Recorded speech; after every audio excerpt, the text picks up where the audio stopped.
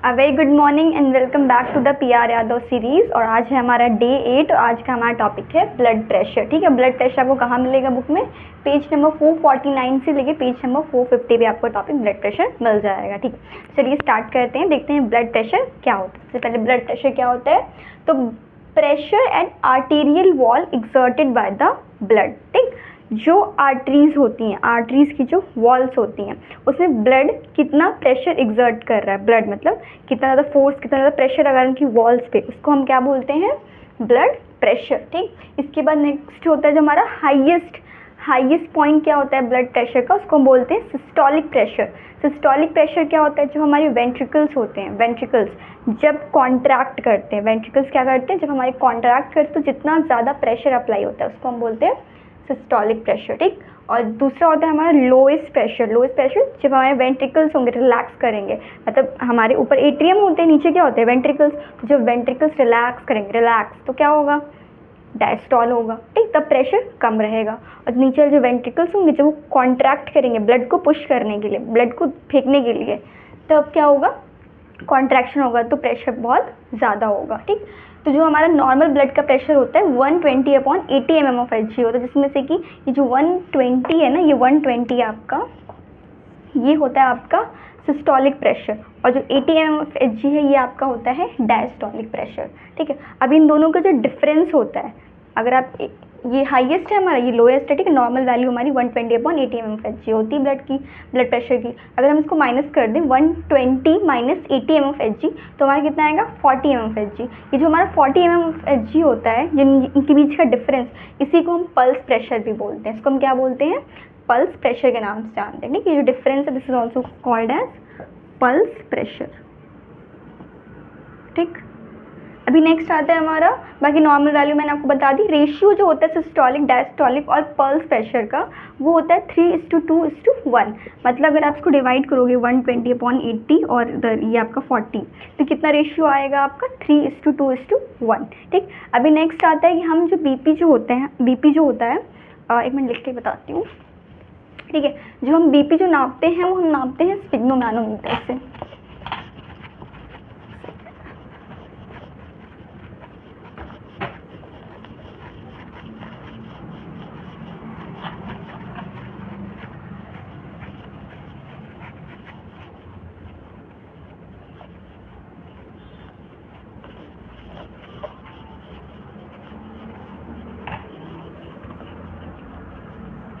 इसमें बताते हैं बीपी जो मेजर करते हैं। ठीक है, बीपी इंस्ट्रूमेंट जो होता है, इंस्ट्रूमेंट, उसको हम क्या बोलते हैं? स्फिग्नोमैनोमीटर।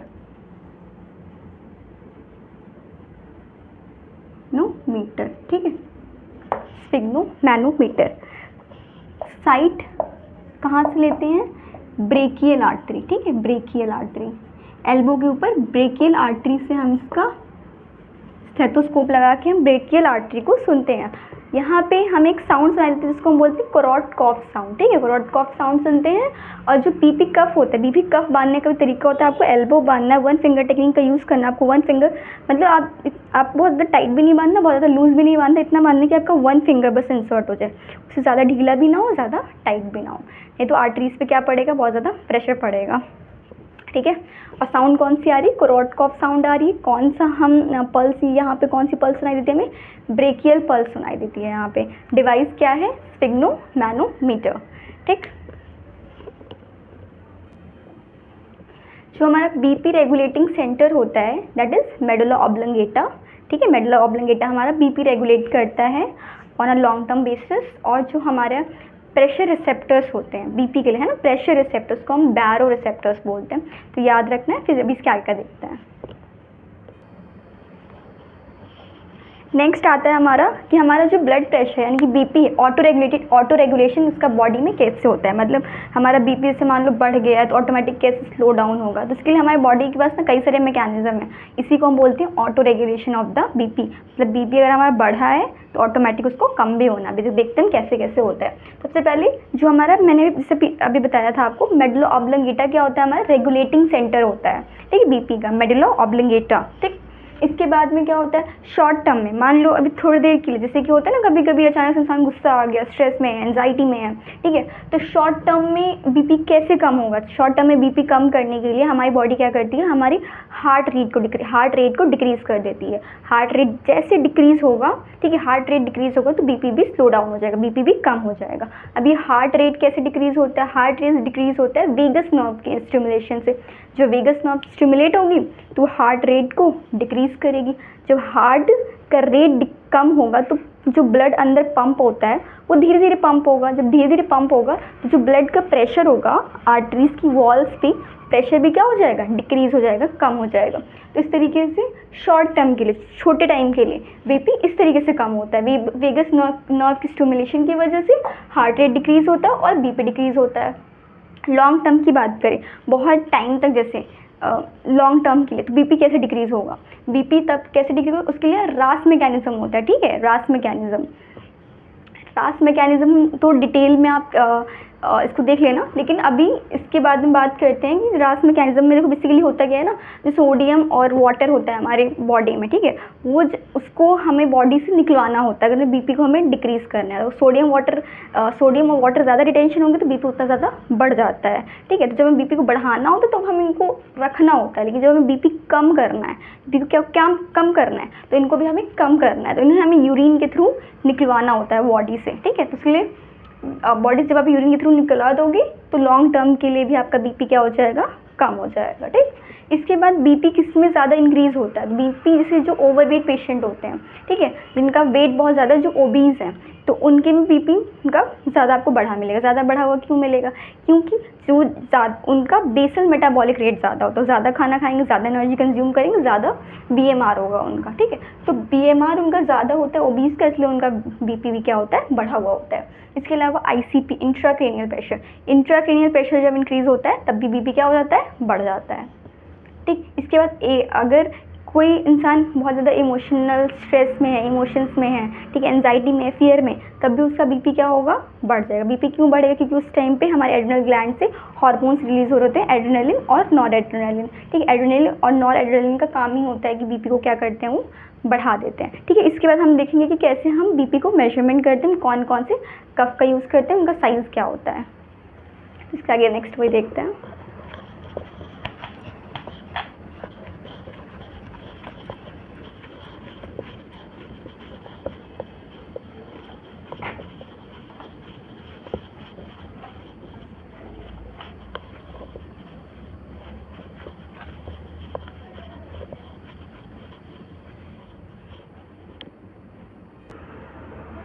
ठीक है, इसके बाद जो बीपी हमें जो बांधना है, कहाँ बांधना है हमें, बीपी का कप बांधना है 2/3 ऑफ द आर्म पे। 2/3 ऑफ द आर्म जो है बीपी के कप से कवर होना चाहिए। अच्छा, कुछ चीज़ें आपको बीपी मेजर करते टाइम ध्यान रखनी है, जैसे कि पेशेंट जो है आपका बहुत ज़्यादा चल के दौड़ के ना आया हुआ हो, अगर आप चल के या दौड़ के आया होगा तो आपको बीपी हाई मिलेगा, तो उसको आपको थोड़ी देर बैठा देना है, तो इसका बीपी लेना है। आपको उस हाथ से बीपी नहीं लेना जिस हाथ में एम्पुटेशन मतलब चोट लगी है या आईवी चल रहा है, ठीक है। आईवी, अगर आईवी भी चल रहा है तो वहाँ पे वो आईवी में ऑब्स्ट्रक्शन हो सकता है, मतलब जिसकी कहीं उसका फ्लूइड चल रहा है, एनएस चल रहा है, कोई भी बॉटल, ठीक है, मान लो कुछ जा रहा है बॉडी के अंदर, तो वो आर्टरीज के और वेन्स के थ्रू तो जाता है। अगर आप वहाँ प्रेशर लगाओगे तो वहाँ पे कोलैप्स करने के बहुत ज़्यादा चांसेस है, तो आपको कभी भी नहीं लेना है। जिस हाथ में फिस्टुला बंधा है, बहुत ध्यान देना, जिस हाथ में फिस्टुला बंधा है, किडनी पेशेंट्स के, ठीक है, उनके डायलिसिस वाले जो पेशेंट होते हैं, किडनी के पेशेंट, उनके हाथों में फिस्टुला बंधा होता है, तो उनके बीपी कभी भी उस हाथ से नहीं लेना है, बहुत बड़ा कॉन्ट्राइंडिकेशन है ये, ठीक है। इन कुछ बातों का ध्यान रखना है। उसके बाद आपको ये देखना है कि 2/3 को कम से कम बीपी कप जो है आपका कवर करना चाहिए। अब 2/3 को कवर करना चाहिए। उसके बाद आप कहाँ पे बांधोगे बीपी कप, तो ये हमारा एंटीक्यूबॉइटल फोसा होता है, this is our antecubital fossa, इससे 2 इंचेस अबव, इससे 2 इंच अबव बीपी का कप बांधना होता है, 2 इंचेस अबव, ठीक। Tie between olecranon and acromion process, olecranon और एक्रोनियम प्रोसेस के बीच में सेम बात लिखी गई है, ठीक। इसके बाद बीपी का साइज़ कितना होना चाहिए, तो ये आपको याद करना पड़ेगा। न्यूबॉर्न है बिल्कुल, तो उसका बीपी का साइज़ होता है 4 × 8 सेंटीमीटर का। इन्फेंट है, 1 साल का बच्चा, 1 साल तक का, तो बीपी का साइज़ कितना होता है 6 × 12 सेंटीमीटर का, एडल्ट है, ठीक है, बड़ा इंसान है, तो उसका बीपी का साइज़ कितना होगा 16 इंटू 30 सेंटीमीटर। और इन केस अगर एडल्ट है उसकी थाइस पे, यानी कि पॉप्लेटियल आर्टरी, जो पॉप्लेटियल आर्टरी होती है वो आप चेक कर रहे हो, वहाँ से आप बांध रहे हो। मतलब होता है ना कई केस में कि हाथ, दोनों हाथ में प्रॉब्लम है, कुछ ना कुछ कॉन्ट्राइंडिकेटेड है, हम नहीं ले सकते हैं, तो हमें फिर थाइस से चेक करना होता है। तो जो थाइस होता है, थाइस के लिए आप 16 इंटू 42 सेंटीमीटर का बीपी का यूज़ करोगे। थाइज़ में एक चीज़ आपको और ध्यान रखनी है, जो थाइज़ होती हैं, ठीक है, उनमें जो सिस्टोलिक बीपी होता है वो 10 टू 40 mm बढ़ा हुआ मिलेगा। जो पॉप्लेटियल आर्टरी होती है उसमें सिस्टोलिक बीपी आपका 10 टू 40 mm आपका बढ़ा हुआ मिलेगा, और जो डायस्टोलिक बीपी होता है वो तो सेम आएगा, ठीक है, लेकिन सिस्टोलिक बढ़ा हुआ मिलेगा पॉप्लेटियल आर्टरी में, ठीक है। इसके बाद हम देखते हैं जो क्रोडकॉफ साउंड वगैरह है, ठीक है, उसके बारे में देखते हैं। जो हम साउंड हर्ड करते हैं स्टेथोस्कोप से उसको बोलते हैं क्रोडकॉफ साउंड। जब हम बीपी को मेजर करते हैं तो हमें जो साउंड यहाँ पे जब स्टेथोस्कोप लगाते हैं तो क्रोडकॉफ साउंड आती है। तो कौन सी क्रोडकॉफ साउंड को आपको लेना है, तो 5 क्रोडकॉफ साउंड आपको सुनाई देगी, ठीक। जो जब आप पंप करोगे तो सबसे जो हाईएस्ट पे जो आपको क्रोडकॉफ साउंड सुनाई देगी तो बहुत तेज़ी से आ रही होती है, ठीक है, उसको हम बोलते हैं सिस्टोलिक। तो वो वाली वैल्यू आप सिस्टोलिक में नोट कर लोगे, ठीक। फिर जब आप जैसे जैसे जैसे जैसे वो आपका मरकरी नीचे की तरफ गिरता जाएगा और जहाँ जाके आपका बंद हो जाएगा, वो साउंड आना, हर्ड होना आपको सुनाई देना बंद हो जाएगी, फिफ्थ क्रोडकॉफ साउंड होती है, ठीक है, उसको आप कहाँ नोट करोगे, डायस्टोलिक में, ठीक।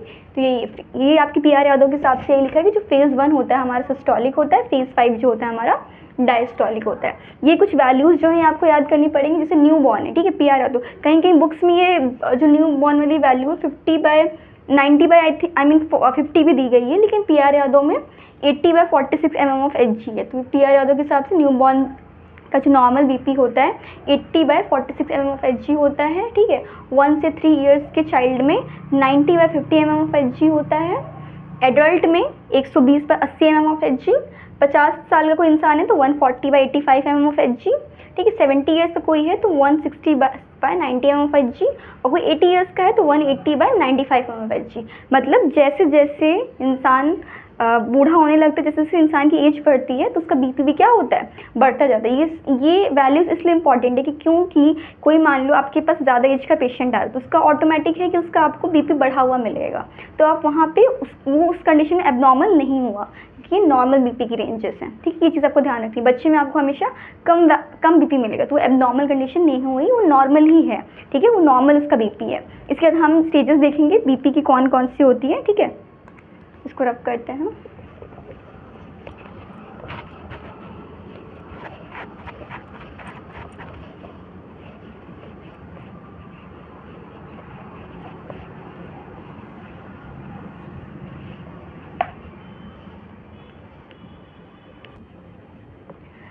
इसके बाद हमारा आता है, देखो बीपी की वैसे तो स्टेजेस होती है, स्टेज 1, स्टेज 2, स्टेज 3, लेकिन पीआर यादव में ऐसा कुछ भी नहीं दिया है, तो मैं पीआर यादव के हिसाब से आपको पढ़ा रही हूँ बिल्कुल, ठीक है। तो पीआर यादव के हिसाब से आप देख लो, तो पहला हमारा होता है PR pre hypertension. Pre hypertension कब मानेंगे हम, जब 120 से लेके 139 तक, ठीक है, 139 तक वैल्यू हो, इधर 80 से लेके 89 तक हो, ठीक है, उसको हम बोलते हैं प्री हाइपरटेंशन की स्टेज, ठीक। इसके बाद नॉर्मल तो आपको पता है 120 से लेके 120/80, ठीक। इसके बाद हाइपरटेंशन, हाई बीपी कब बोलते हैं, जब 140/90 mm ऑफ Hg हो, 140/90 mm ऑफ Hg हो। इसके बाद हाइपोटेंशन मतलब बीपी का कम हो जाना, तो उस टाइम क्या होगा, जो आपका सिस्टोलिक होगा, जो ज़्यादा होता है, जो हायर रेंज होती है, ठीक है, वो कितनी होनी चाहिए, 90 से 115 के बीच में होनी चाहिए, तब हम उसको बोलेंगे कि पेशेंट हमारा हाइपोटेंशन में। वैसे जनरली 90 के आसपास होता है तब बोलते हैं, 115 तो फिर भी ज़्यादा है, लेकिन पीआर यादव में यही दिया है, ठीक। शॉक की कंडीशन कब होती है, जब पेशेंट 90 से नीचे चला जाता है, 90 mm ऑफ Hg से नीचे चला जाएगा तो उसको हम बोलेंगे शॉक की कंडीशन। ऑर्थोस्टैटिक हाइपोटेंशन क्या होता है, orthostatic hypotension is like when like patient पहले लेटा हुआ है, ठीक है, फिर सडनली वो खड़ा होता है तो उसका जो बीपी होता है वो बहुत ज़्यादा फॉल कर रहा है, नीचे जा रहा है, तो उसको बोलेंगे हम ऑर्थोस्टैटिक हाइपोटेंशन की कंडीशन। अब इसके बाद हमारा बचता है कि कब कब हम बीपी लेते हैं लेकिन हमारी फॉल्स रीडिंग आती है, तो वो देखते हैं।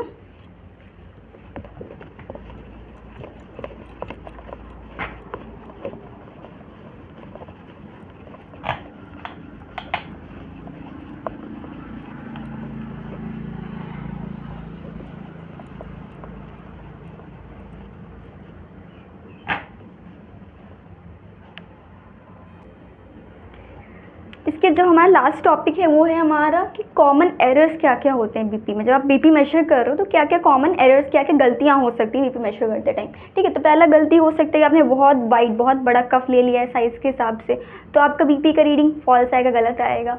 दूसरा हो सकता है टू शॉर्ट और नैरो कफ, आपने बहुत पतला या छोटा, मतलब आप किसी छोटे बच्चे को बहुत बड़े कप से ले रहे हो और किसी बड़े इंसान को बहुत पतले कप से ले रहे हो, तो ऑब्वियस सी बात है गलत रीडिंग आएगी। इसीलिए सबका एक कप का साइज़ प्रिस्क्राइब्ड है, तो आपको उसी कप के साइज़ को उसी पर्सन को बांधना है। ठीक, इसके बाद आता है कफ रैप लूजली। ठीक है, कफ को आपने बहुत ढीला बांधा है या कफ को आपने बहुत ज़्यादा टाइट बांध दिया है, तो भी आपकी फॉल्स रीडिंग आएगी। ठीक, arm above the heart level. ठीक है, हाँ ये पॉइंट में भूल गई थी, जो आपके आर्म्स होने चाहिए, जैसे पेशेंट जब लेटा है, ठीक है, तो उसके हार्ट लेवल तक आर्म्स होने चाहिए। ये नहीं कि हवा में रखना है या इधर कहीं फ्लोट कर रहा हो वहाँ, वो भी नहीं करना है। ठीक है, जो फ्लोट कर रहा होगा हवा में होगा या इधर उधर होगा तो भी फॉल्स रीडिंग आएगी। तो आपको पेशेंट का हाथ जो है, पेशेंट के आर्म्स जो है उसको हार्ट के लेवल पे, हार्ट के लेवल तक रखना है। ठीक, आर्म्स नॉट सपोर्टेड, अगर आर्म्स को आप सपोर्ट नहीं, जैसे आर्म्स के नीचे मतलब जैसे हवा में, मैंने बताया हवा में फ्लोट कर रहा तब भी फॉल्स रीडिंग आएगी, तो आपको उसको कहीं ना कहीं रखना है।